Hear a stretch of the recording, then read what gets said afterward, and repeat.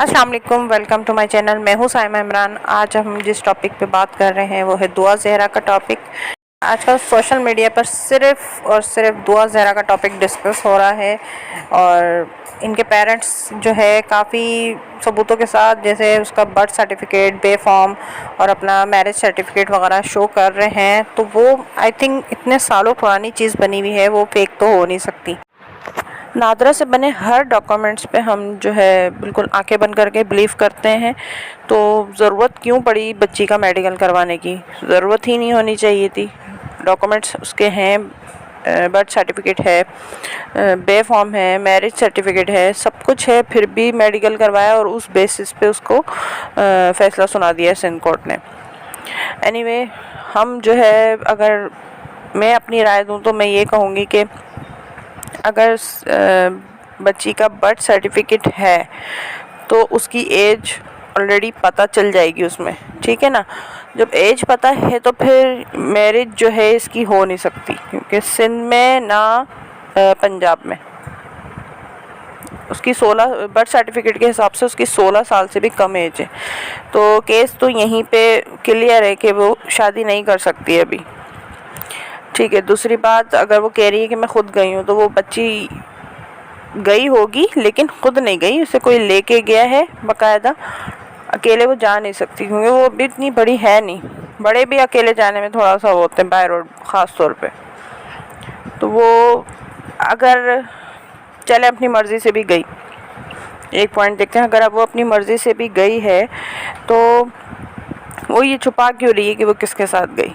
इसका मतलब लड़के वाले उसको बोल रहे हैं ना कि आप ये बात हाइड रखो, कि बताओ नहीं आप किसके साथ आई हो, किसके साथ नहीं, उसका नाम लीक नहीं करो। ऐसा हो नहीं सकता है। ये बच्चा भी बोलेगा कि ये इम्पॉसिबल है। आप किसी भी बच्ची को बोलो आप अकेले लाहौर चली जाओ, वो नहीं जाएगी बाय रोड। प्लेन की बात नहीं कर रही, प्लेन में तो आप चले जाते, बाय रोड नहीं जा सकते क्योंकि बहुत लंबा सफ़र होता है।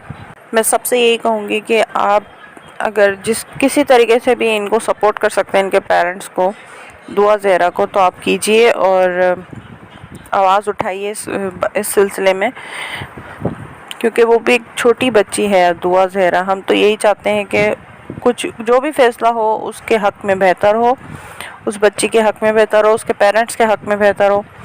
और आप एटलीस्ट अगर कुछ नहीं कर सकते तो आप एटलीस्ट उसके लिए दुआ कर सकते हैं कि आप वो साथ खैरियत से अपने घर आ जाए वापस, और जो भी हो फैसला, अगर वो वहाँ भी रहे या पेरेंट्स के पास रहे, उस बच्ची के हक़ में बेहतर हो। अब सिंध कोर्ट से तो फैसला हो चुका है, अब सुप्रीम कोर्ट का फैसला सुनना बाकी है कि वो क्या फ़ैसला देते हैं। दुआ ज़हरा ने इंटरव्यू में ये कहा था कि वो ज़हीर को उसने वहाँ जाके देखा। ऐसा कैसे हो सकता है? इम्पॉसिबल। आजकल बच्चे अपने जो है कपड़े भी देख के पसंद करके ही पहनते हैं, बगैर देखे तो कुछ भी नहीं लेते। आज के ज़माने में ऐसा इम्पॉसिबल है कि उसने उसको देखा भी नहीं और वो उसकी खातिर घर छोड़ के चली गई। एक पॉइंट मुझे ये बहुत ज़्यादा अजीब लग रहा है इस केस में, कि बगैर देखे उसे कैसे इतनी ज़्यादा उस लड़के से वो हो गई कि वो अपने पेरेंट्स को, अपने घर को इतनी दूर चली गई, घर छोड़ के अपना। अभी तक जितने भी इंटरव्यूज़ इस केस के हवाले से आ चुके हैं उसमें ज़्यादातर लोग जो हैं पाकिस्तान में भी और पाकिस्तान से बाहर भी ज़्यादातर पेरेंट्स को सपोर्ट कर रहे हैं कि वो ठीक है। और तरह हमने वीडियोस में देखा, दुआ ज़हरा को जितनी प्रोटेक्शन दी जा रही थी इतना तो निम्रा काज़मी को भी नहीं दी गई। वो तो आराम से देखा है उसको, कोई उसके आगे पीछे इतने लोग इसको इतना भगाते हुए और इतनी ज़्यादा लोगों का रश कि कुछ समझ में नहीं आया कि इसको इतनी क्यों प्रोटेक्शन दी जा रही थी। किडनैपिंग के केस में ये होता है कि अगर आपसे बयान, बच्ची जो किडनैप हुई है उससे बयान लिया जाता है तो वो यही बोलती है कि मुझे इस तरह ज़बरदस्ती लेके गए हैं ये लोग और इस तरह ज़बरदस्ती निकाह हुआ जो भी। लेकिन वो अपने हर बयान में ये कह रही है कि मैं अपनी मर्ज़ी से गई हूँ। तो समझ नहीं आ रहा कि ये किडनैपिंग किस तरह की किडनैपिंग है कि वो बयान में भी जज के सामने यही कह रही है कि मैं अपनी मर्ज़ी से गई हूँ। तो इस तरह मुझे लगता है कि शायद किडनैपिंग का केस नहीं है, लेकिन लेके तो कोई ना कोई गया है, उसको ये अकेले नहीं जा सकती, लेकिन गई अपनी मर्ज़ी से है जहाँ तक मुझे लग रहा है। क्योंकि कब तक प्रेशर में रहेगी? जज के सामने भी है तो बोले, इस वक्त तो मौका था उसके पास कि अगर बोल के वो बच के निकल जाती, अपने माँ बाप के पास आ जाती। और उसने जब भी नहीं बोला, यही बोला कि मैं अपनी मर्ज़ी से आई हूँ।